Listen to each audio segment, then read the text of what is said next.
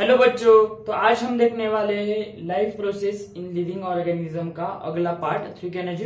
तो देखिए, तो फ्रेंड्स, अगर आपने पिछला पार्ट नहीं देखा है life process in living organism, तो देखिए लेक्चर नंबर 1। आज हम देखने वाले हैं लेक्चर नंबर 2। तो देखिए, हमारी जो बॉडी है, हमारी बॉडी जो है वो बॉडी किससे बनी है? हमारी बॉडी किससे बनी है बच्चों? हमारी बॉडी बनी है सेल से, ठीक है ना जी, सेल से। तो सेल का स्ट्रक्चर कैसे होता है? तो देखिए, सेल का स्ट्रक्चर जो होता है वो कुछ इस टाइप होता है, ठीक है ना जी। ये जो बाहर का दिख रहा है आपको, ये क्या होता है? ये सेल मेम्ब्रेन होता है, ठीक है ना जी। ये क्या होता है? ये सेल मेम्ब्रेन होता है,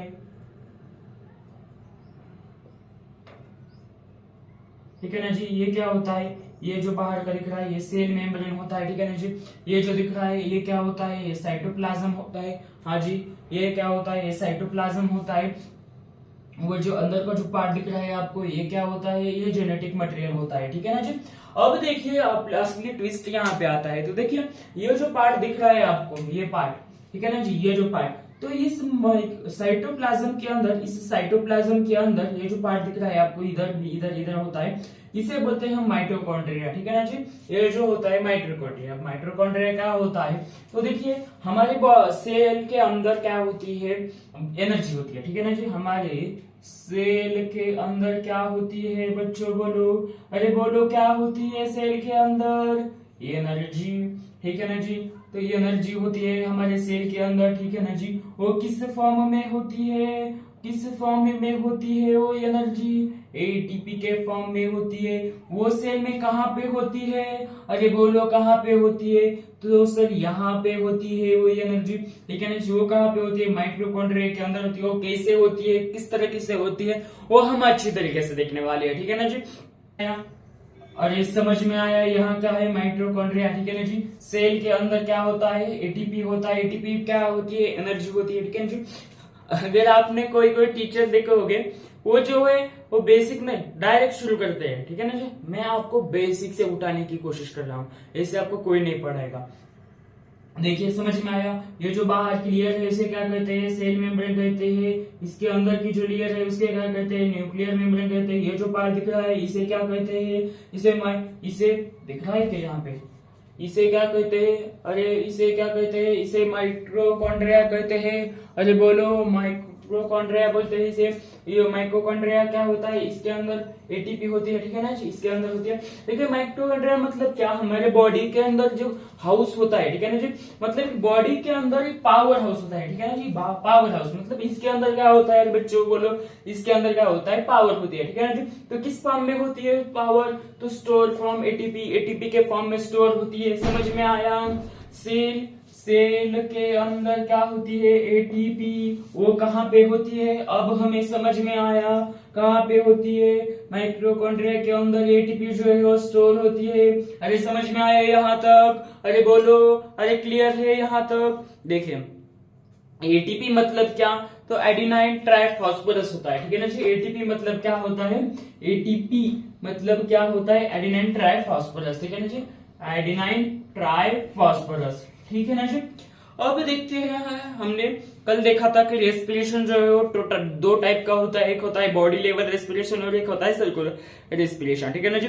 बॉडी लेवल रेस्पिरेशन मतलब क्या? Respiration occurring in between body and environment जो होता है उसे क्या कहते हैं? उसे बॉडी लेवल रेस्पिरेशन कहते हैं, ठीक है ना जी। सेल लेवल रेस्पिरेशन जो है हमने बहुत अच्छे से देखा था कल के लेक्चर में, ठीक है ना जी। तो ठीक है, फिर हम आगे का पार्ट देखते हैं। तो देखिए, रेस्पिरेशन जो होता है हमने देखा है, हमको पता है रेस्पिरेशन जो है वो दो टाइप का होता है। एक होता है बॉडी लेवल रेस्पिरेशन, एक होता है सेलुलर लेवल रेस्पिरेशन, ठीक है ना जी।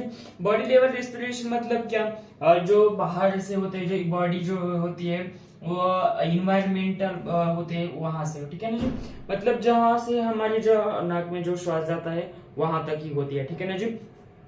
समझ में आया? ये हमने कल अच्छी तरीके से देखा है कि क्या होता है बॉडी लेवल रेस्पिरेशन। अगर आपने वो नहीं देखा है फ्रेंड्स, तो प्लीज जाकर वहां से आप देखिए, ठीक है ना जी, क्या होती है बॉडी लेवल रेस्पिरेशन। तो बाहर से मान लो बाहर से मेरी बॉडी जो है इन्वायरमेंट में जब तक इंटरेक्ट होगा, O2 लेंगे हम, जब हम O2 लेंगे और CO2 छोड़ेंगे, ये जो हम करते हैं इसे क्या करते हैं, इसे बॉडी लेवल रेस्पिरेशन कहते हैं, ठीक है ना जी। हम O2 लेते हैं और CO2 छोड़ते हैं। क्यों CO2 छोड़ते हैं? क्योंकि वो CO2 जो है वो हमारे के लिए क्या होता है, हार्मफुल होता है, इसलिए हम छोड़ते हैं। इस प्रोसेस को क्या कहते हैं, इसे बॉडी लेवल रेस्पिरेशन कहते हैं, ठीक है ना जी। Respiration occurring between the body and environment में, ठीक है ना जी। बॉडी एंड इन्वायरमेंट में जो होती है उसे क्या कहते हैं, बॉडी लेवल रेस्पिरेशन कहते हैं। अरे समझ में आया यहाँ तक? अरे हाँ या ना बोलो, अरे पक्का। तो देखिए अब तो रेस्पिरेशन जो body level and circular level, ठीक है, बॉडी लेवल तो हमको पता चला।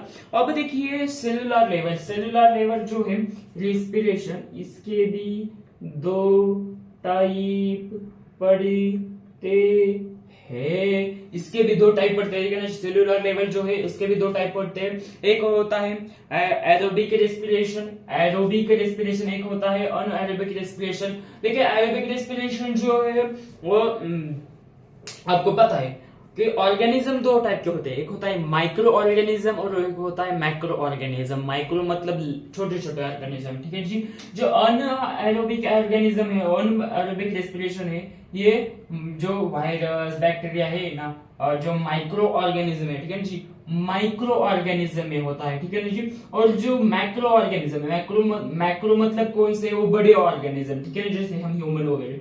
तो इनमें जो है उनमें क्या होता है, एरोबिक रेस्पिरेशन होता है, ठीक है ना जी। एरोबिक जो एरोबिक रेस्पिरेशन होता है वो किस में होता है, ह्यूमन में होता है। अरे बोलो, जो बड़े ऑर्गेनिज्म होते हैं उनमें होता है, ठीक है ना जी। इसमें एरोबिक रेस्पिरेशन में क्या होता है बच्चों, देखिए इसमें जो होता है इसमें O2 इन्वॉल्व होता है, ठीक है ना जी। इसमें क्या होता है, O2 इन्वॉल्व होता है, हाँ जी। इसमें जो है O2 इन्वॉल्व नहीं होता, इसमें O2 इन्वॉल्व नहीं होता। इसमें बाकी वायरस में वो जो है बाकी और जो होता है कार्बन डाइऑक्साइड वो सब कुछ यूज होता है, ठीक है ना जी। इसमें जो है O2 इन्वॉल्व होता है, इसमें एटीपी फॉर्मेशन होता है। एटीपी बनने के लिए एटीपी जो होता है, एटीपी एरोबिक में भी होता है, एरोबिक में होता है और अनएरोबिक में भी होता है, ठीक है ना जी। दोनों में भी क्या होता है, एटीपी फॉर्मेशन जो है वो दोनों में भी होता है, क्योंकि दोनों में भी एनर्जी लगती है, ठीक है ना जी। हर ऑर्गेनिज्म में क्या लगती है, बोलो, हर ऑर्गेनिज्म में एनर्जी लगती है, ठीक है ना जी।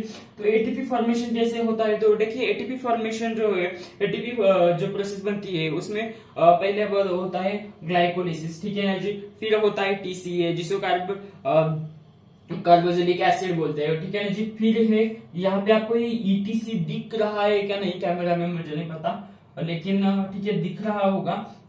इसको आप अपने नोटबुक में लिखिए। इसे बोलते हैं इलेक्ट्रॉन ट्रांसफर चेन रिएक्शन, ठीक है ना। इसे क्या बोलते हैं, इलेक्ट्रॉन ट्रांसफर चेन रिएक्शन, ठीक है ना जी। इलेक्ट्रॉन ट्रांसफर चेन रिएक्शन इसे बोलते हैं, ठीक है ना जी। Electron transfer chain reaction, electron transfer chain reaction, तो चेन रिएक्शन इसे ये बोलते हैं, ठीक है ना जी। अरे समझ में आया यहाँ तक? अरे हाँ या ना बोलो, समझ में आया? इसे इलेक्ट्रॉन ट्रांसफर चेन रिएक्शन बोलते हैं इसे, ठीक है ना जी। आई होप आपको दिख रहा होगा, एक मिनट में देखता हूँ कैमरा में दिख रहा है या नहीं। दिख रहा है, अच्छा ठीक है। ये जो इलेक्ट्रॉन है, ठीक है ना जी, ये भी नहीं दिख रहा, ये नहीं दिख रहा है, चलिए।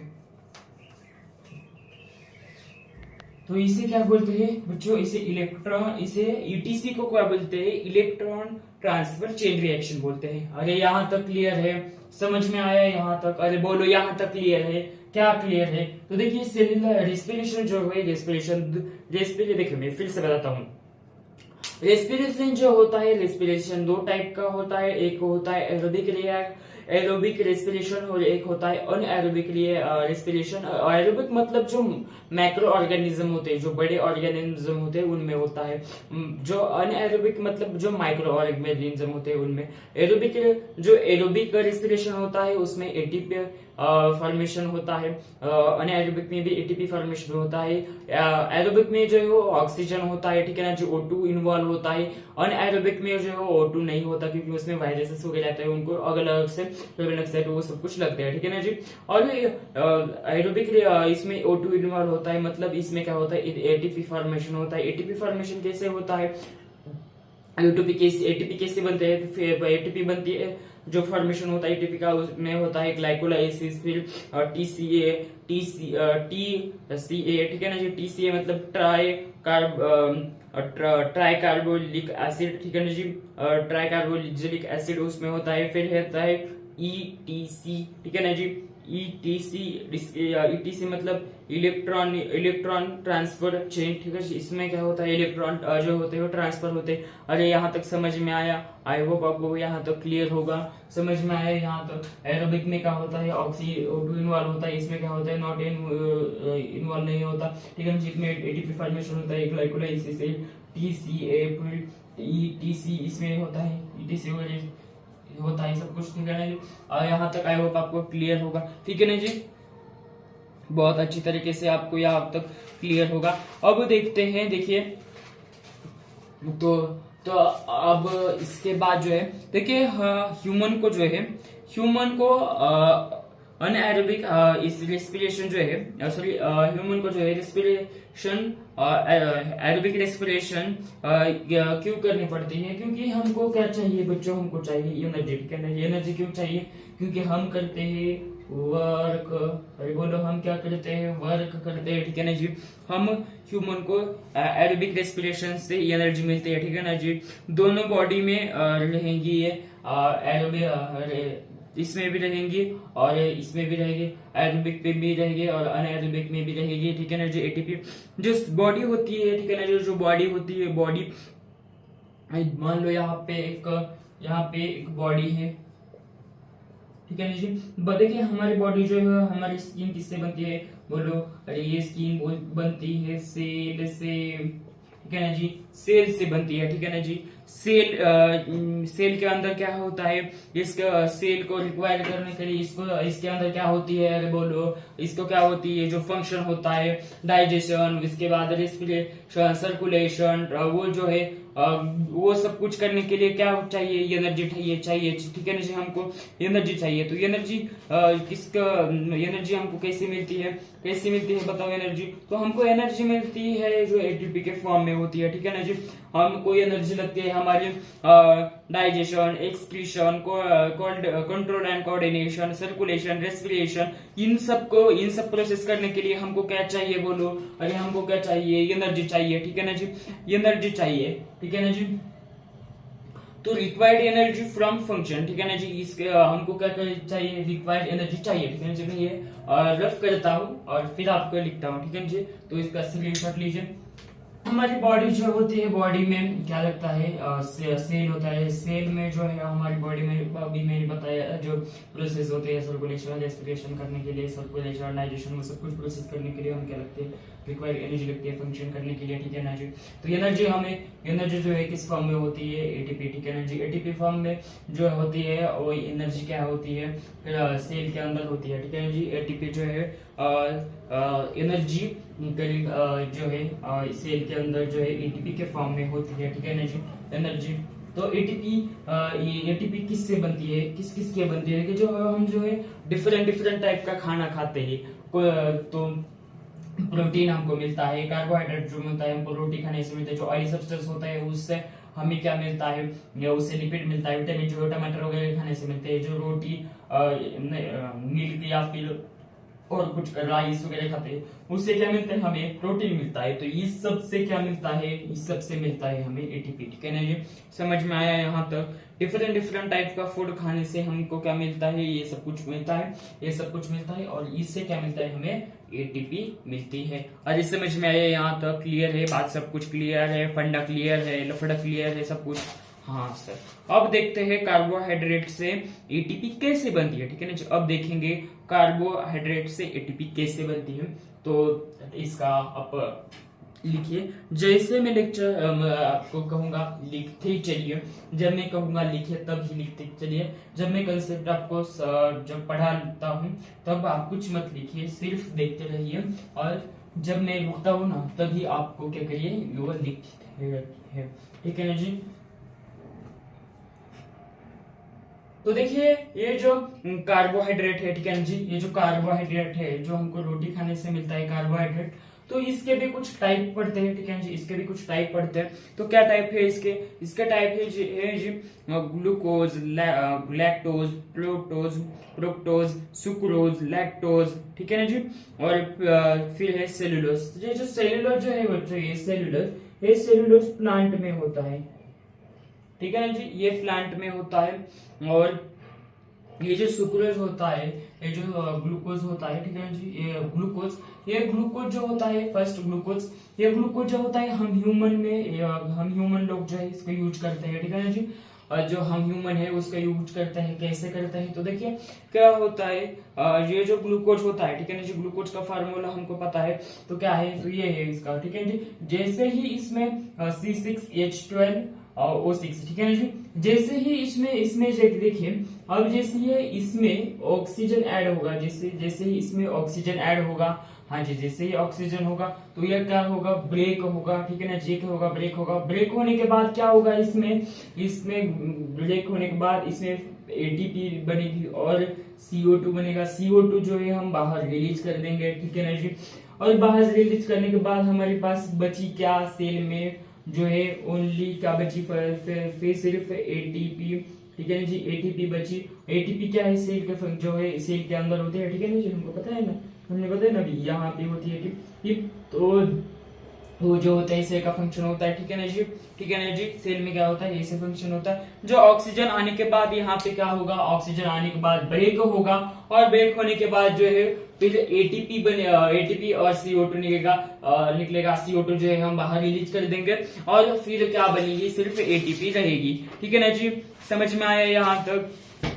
ग्लाइको मतलब होता है ग्लूकोज, जिसका फॉर्मूला है C6H12O6, ठीक है ना जी। लाइसिस मतलब होता है ब्रेक डाउन, ठीक है ना जी। देखिए ये जो है ये सेल है, इसके जो ये पार्ट जो दिख रहा है आपको, ये पार्ट, इसे बोलते हैं साइटोप्लाज्म, ठीक है ना जी, इसे बोलते हैं साइटोप्लाज्म।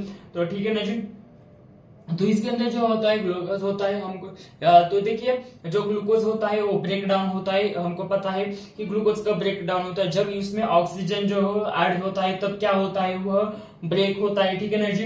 ग्लूकोज जो है अंडर इसके अंदर जो है ऑक्सीजन, एडिशन ऑफ ऑक्सीजन जब होता है वो क्या होता है, ब्रेक होता है, ठीक है ना जी। जब ऑक्सीडेशन इन साइटोप्लाज्म, जब वो जो होता है ऑक्सीडेशन के अंदर, जब हमको पता है कि हमने देखा भी है इसके पहले भी, कि क्या देखा है हमने, कि देखिए जो ग्लूकोज होता है, ग्लूकोज के अंदर जब O2 ऐड होता है तब क्या होता है, वह ब्रेक डाउन होता है, ठीक है ना जी। वो क्या होता है, अरे बोलो, वो क्या होता है, वो ब्रेक डाउन होता है, ठीक है ना जी। Glucose goes under oxidation in cytoplasm, जो साइटोप्लाज्म होता है वह उसके अंदर होता है, और जो एडिशन होता है उसकी ऑक्सीजन होता है, ऐड होता है इसके अंदर, तब क्या होता है, ब्रेक होता है। तो देखिए ग्लूकोज जो होता है, ग्लूकोज में पायरिक एसिड होता है, CO2 होता है, H2 होता है। पायरिक एसिड जो है वो बाद में ब्रेक होने के बाद क्या होता है, इसमें पायरिक एसिड CO2 H2O होता है। फिर जो पायरिक एसिड जो होता है वो पायरिक एसिड कन्वर्ट होता है, किसमें कन्वर्ट होता है, वो एसिटाइल कोएंजाइम में क्या होता है, वो बाद में कन्वर्ट होता है, ठीक है ना जी। एसिटाइल कोएंजाइम में वो क्या होता है, बाद में कन्वर्ट होता है। समझ में आया। पायरिक एसिड जो है एसिटाइल कोएंजाइम में क्या होता है, अरे बोलो क्या होता है, वो कन्वर्ट होता है, ठीक है ना। यह जो है एटीपी बनने के लिए मदद होती है, ठीक है ना जी। अभी तक एटीपी नहीं बनी है, यदि एटीपी बनने के लिए क्या होता है, यह मदद होता है, ठीक है जी। साइटोप्लाज्म जो है, साइटोप्लाज्म में ग्लूकोज का ब्रेक डाउन होने के बाद, जब ग्लूकोज ब्रेक डाउन होता है तब क्या होता है, तब जो पायरिक एसिड होता है वह कार्बन डाइऑक्साइड देता है, ठीक है ना जी, H2O देता है। अभी तक हम एटीपी नहीं बनाए, ठीक है ना जी, अभी तक एटीपी नहीं मिली है हमको। तो पायरिक एसिड मिलता है, बाद में पायरिक एसिड जो है वो कन्वर्ट होता है एसिटाइल कोइंसाइल में, यह फिर दूसरे साइकिल में जाता है जिसके जो होता है टीसीए साइकिल में, ठीक है ना जी, टीसीए साइकिल में वो क्या होता है, कन्वर्ट होता है टीसीए साइकिल में जाएगा, ठीक है ना जी। तो अब टीसीए साइकिल हम देखते हैं क्या हो। तो देखिए फ्रेंड्स, इसका अब हम देखते हैं टीसीए। टीसीए क्या है, तो देखिए टीसीए का लॉन्ग फॉर्म है ट्राई कार्बोक्सिलिक एसिड साइकिल, ठीक है ना जी, ट्राई कार्बोक्सिलिक एसिड साइकिल इसका लॉन्ग फॉर्म है, या फिर इसको हम कर्बस साइकिल भी बोलते हैं, ठीक है ना जी, कर्बस साइकिल। तो कर्बस क्यों है, तो देखिए ये जो है कर्बस जो है एक साइंटिस्ट का नाम है, ठीक है ना जी, ये क्या है, एक साइंटिस्ट का नाम है, एक साइंटिस्ट के इन्होंने जो थियरी लिखी थी कि ऐसा ऐसा है, तो इसके कारण इनका नाम है, ठीक है ना जी, ये कर्बस का एक साइंटिस्ट नेम है, ठीक है ना जी। अब देखिए, तो देखिए ये जो है सेल है, सेल के अंदर यहाँ पे क्या होता है बच्चों, यहाँ पे जो है यहाँ पे माइटोकॉन्ड्रिया होता है, ठीक है ना जी, यहाँ पे क्या है, माइटोकॉन्ड्रिया है, माइटोकॉन्ड्रिया, ठीक है जी। इधर क्या होता है, ऑक्सीजन माइक्रोकॉन्ड्रिया होता है यहाँ पर, ठीक है ना जी। अब क्या बाद में, तो देखिए इसके बाद ये यहाँ पे जो है, यहाँ पे तो यहाँ पे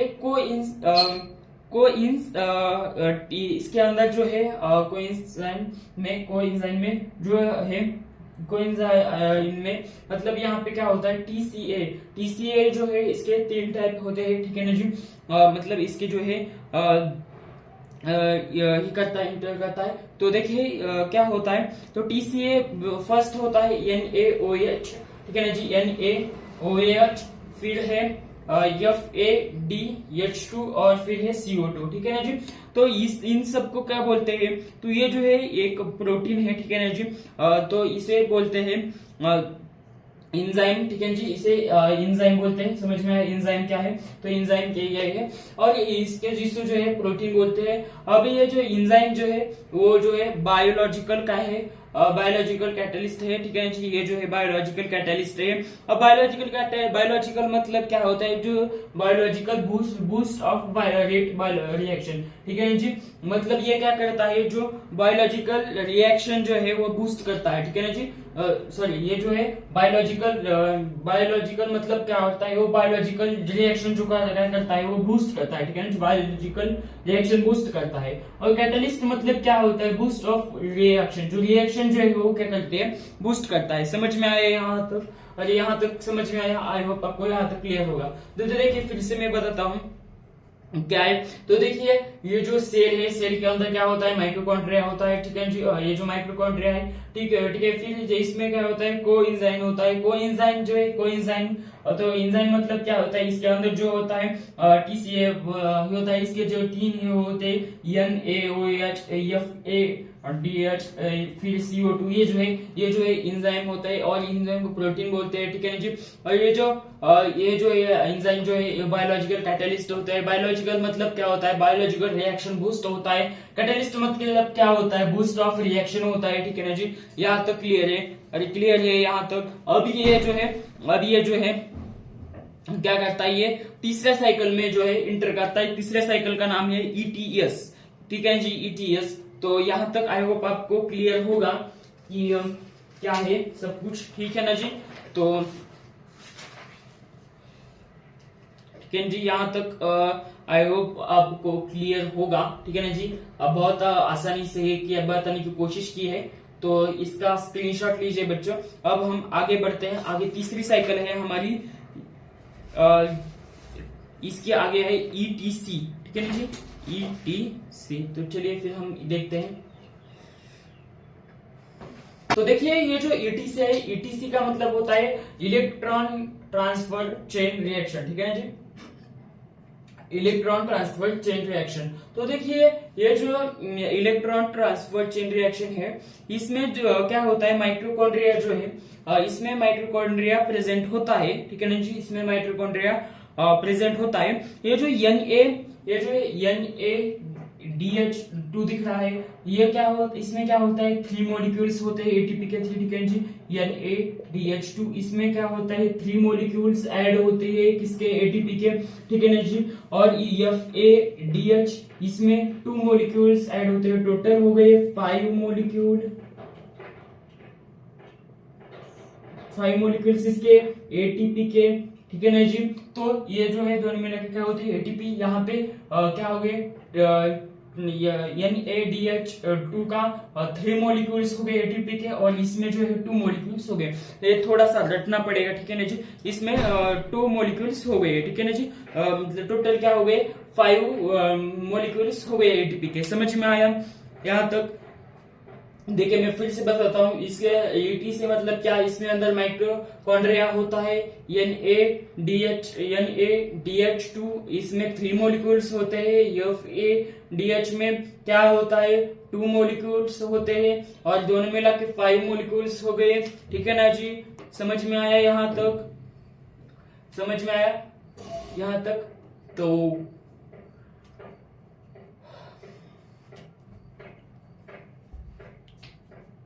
फ्रेंड्स, ये जो टॉपिक है थोड़ा सा हम अच्छे तरीके से और पढ़ते हैं। तो देखिए ये जो हमने पहले क्या पढ़ा था कि हमारी जो बॉडी है, ये थोड़ा सा रिकैप करने की कोशिश करते हैं, तब ये आपके दिमाग में समझ में आएगा, ठीक है ना।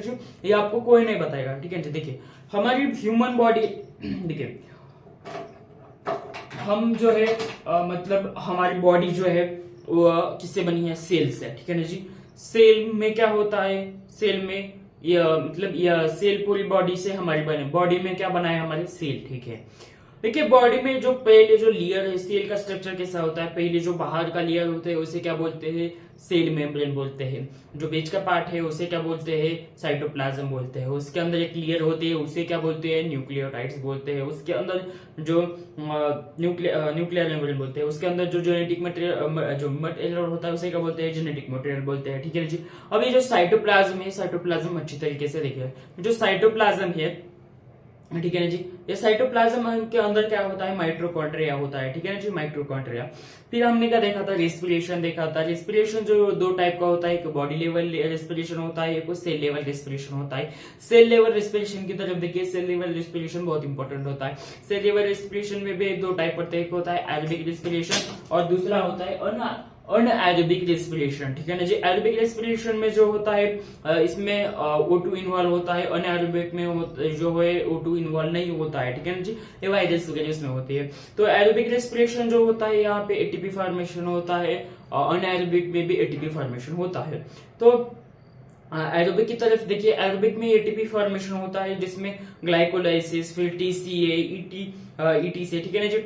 TCA मतलब क्या होता है, ट्राई कार्बोक्सिलिक एसिड होता है। फिर TCA मतलब क्या होता है, इलेक्ट्रॉन ट्रांसफर चेन रिएक्शन होता है, ठीक है ना जी। तो फिर हमने ये देखा, तो अब हमने क्या देखा, जो हम ह्यूमन है, हम ह्यूमन को जो एरोबिक रेस्पिरेशन से क्या बोलते हैं, हमको एनर्जी मिलती है, ठीक है ना जी। जो सेल होती है, सेल क्या करते हैं, डिफरेंट टाइप फंक्शन करते हैं। कौन कौन से फंक्शन करते हैं, रेस्पिरेशन, फिर बहुत सारे टाइप करते हैं, रेस्पिरेशन, सर्कुलेशन, और क्या क्या करते हैं। तो उसके बाद हमने देखा था जो ये होता है सर्कुलेशन, जो हमारी ब्लड के अंदर सारे फंक्शंस होते हैं, वो क्या कौन करता है बच्चों, तो वो कौन करता है, वो जो है वो हमारे क्या कौन करता है, वो सेल करता है, ठीक है ना जी। जो एनर्जी होती है, जो digestion, excretion, control and coordination, फिर सर्कुलेशन, रेस्पिरेशन, ये सब कौन करता है, तो सेल करता है। सेल करने के लिए क्या, सेल को करने के लिए क्या लगती है, उसके लिए एनर्जी लगती है, ठीक है ना जी। तो ये एनर्जी हमको कहाँ से मिलती है, जो हम डिफरेंट टाइप के फूड खाते हैं वहां से हमको मिलती है एनर्जी, ठीक है ना जी। तो हमको कौन कौन से खाने से क्या क्या मिलता है, तो प्रोटीन जो हम मिल्क वगैरह वो खाते हैं, राइस मिल्क खाते हैं, वहां से हमको प्रोटीन मिलता है। चपाती खाने से जो है हमको कार्बोहाइड्रेट मिलता है। ऑयली सब्सटेंस खाने से लिपिड मिलता है, और टमाटर वगैरह वो खाने से हमको क्या मिलता है, विटामिन मिलता है। मतलब डिफरेंट टाइप का फूड खाने से हमको क्या मिलता है, डिफरेंट टाइप का फूड खाने से हमें क्या मिलता है, एनर्जी मिलती है। और एनर्जी कहाँ पे होती है, सेल के अंदर होती है। सेल के अंदर कहाँ पे होती है, वो एटीपी के फॉर्म में स्टोर होती है, ठीक है ना जी। तो अब देखते हैं हम जो हाइड्रोलिसिस का एटीपी कैसी बनती है वो, ठीक है जी। तो देखिए हमने देखा था कि जो कार्बोहाइड्रेट है वो कार्बोहाइड्रेट के टाइप्स पड़ते हैं, फिर ग्लूकोज, फिर लैक्टोज, प्रोटोज, सुक्रोज, लैक्टोज, सेल्यूलोज, वो देखते हैं, वो उसके टाइप होते हैं, ठीक है ना जी। सेल्यूलोज जो वो प्लांट में होता है, फिर होता है ग्लूकोज। ग्लूकोज जो है हम ह्यूमन हमारे हम यूज करते हैं, ठीक है ना जी। यूज टू ह्यूमन हम ह्यूमन करते हैं, तो उसका एक फार्मूला होता है, ग्लूकोज का फार्मूला क्या होता है, C6H12O6, ठीक है ना जी। ये फार्मूला होता है। जैसे ही इसके अंदर ऑक्सीजन ऐड होता है, ठीक है ना जी। अब देखिए जैसे ही जब हम खाना खाते हैं तो खाना खाने के बाद हमें क्या मिलता है, तो हमें मिलता है फूड, ठीक है ना जी। फूड से हमें फूड मिलता है, ठीक है ना जी। फूड खाने से हमें ग्लूकोज मिलता है, ठीक है ना जी। ग्लूकोज का फार्मूला क्या है, C6H12C6, ठीक है C6H12O6, ये किसका है, ये इसका फार्मूला है, ठीक है ना जी, ग्लूकोज का। फिर इसके अंदर हमने क्या किया, इसके अंदर हमने O2 जो है O2 ऐड किया। O2 ऐड करने के बाद ये क्या हुआ, ये जो है ब्रेक हुआ। ब्रेक होने के बाद समझ में आया यहाँ तक, ये क्या हुआ, ब्रेक हुआ, और यहाँ तक क्लियर है। अब ब्रेक होने के बाद देखिए, ये ब्रेक होने के बाद यहाँ पे क्या बना, ब्रेक होने के बाद एटीपी और CO2, ठीक है ना जी। CO2 क्या हुआ, रिलीज हुआ, ठीक है ना जी, और रिलीज हुआ तो हमारे पास बची क्या, सिर्फ एटीपी, ठीक है ना जी, एटीपी बनी। तो इससे जो है यहाँ तक क्लियर है, हमको क्या मिली, एटीपी मिली। हाँ जी सर, हमको मिली एटीपी। तो ये जो अब देखिए, ये जो इससे फिर क्या होते हैं, इससे पायरुविक एसिड होता है। पायरुविक एसिड जो है कुछ देर के बाद जो हो कन्वर्ट होता है, ठीक है ना जी। वो जो है कन्वर्ट होता है, ठीक है ना जी। वो पायरुविक एसिड जो है वो कन्वर्ट होता है, ठीक है ना जी। बाद में वो कन्वर्ट होता है किसमें, एसिटाइल एसिड में, ठीक है ना जी। एसिटाइल को एंजाइम में क्या होता है, वो बाद में कन्वर्ट होता है, ठीक है ना जी। फिर होता है CO2 और H2O, ये क्या होता है, ये ग्लूकोज, ये जो है ये इलेक्ट्रोलाइट्स होते हैं, ठीक है ना जी। हम तो ये जो है फिर ये जो है ये तीसरे टाइप में एंटर होता है, मतलब दूसरे टाइप में एंटर होता है। ये जो है बाद में ये TCA के अंदर ये जो है एंटर होता है। ये जो है ये माइटोकॉन्ड्रिया के अंदर होता है, ठीक है ना जी। ये इसके माइटोकॉन्ड्रिया को क्या बोलते हैं, पावर हाउस बोलते हैं। और ये माइटोकॉन्ड्रिया के अंदर क्या क्या प्रोडक्ट प्रोड्यूस करता है, तो CO2, NADH2, FeDH2, ये जो है वह क्या करता है, यह प्रोड्यूस करता है, ठीक है ना जी। यहाँ तक क्लियर है। तो यह प्रोड्यूस करता है, और यह प्रोड्यूस करने के बाद क्या होता है, बाद में ये जो है तो TCA का लॉन्ग फॉर्म क्या होता है, TCA का ट्राई कार्बोक्सिलिक एसिड साइकिल, ये इसका लॉन्ग फॉर्म होता है, ठीक है ना जी। तो TCA के अंदर इंटर करता है, TCA का लॉन्ग फॉर्म होता है इलेक्ट्रॉन ट्रांसफर चेन रिएक्शन, ठीक है ना जी। तो ये जो है ये माइटोकॉन्ड्रिया के अंदर होता है। तो इसके जो है इसमें ये होता है NADH2, जो 3 मॉलिक्यूल्स करता है एटीपी के तैयार, और फिर FADH2 जो 2 मॉलिक्यूल्स करते हैं एटीपी के तैयार। तो टोटल हो गए 5 मॉलिक्यूल्स तैयार, ठीक है ना जी। तो ये जो है एडिनोसाइन ट्राइफॉस्फेरस करते हैं, और ये जो है इस सेल के अंदर होता है। वो जो सेल जो है ये क्यों करता है, तो इस सेल का जो फंक्शन वर्किंग करने के लिए ये जो है सेल सब कुछ करता है, ठीक है ना जी। यहाँ तक क्लियर है। आई होप आपको यहाँ तक क्लियर होगा, ठीक है ना जी। आपको ये बेटर तरीके से, इससे बेटर तरीके से और कोई नहीं बता सकता। तो आई होप आपको यहाँ तक क्लियर है। कोई भी डाउट हो तो आप कमेंट सेक्शन में बता सकते हैं। Thank you for watching this video. मिलते हैं अगले लेक्चर में, तब तक के लिए धन्यवाद। पढ़ते रहिए।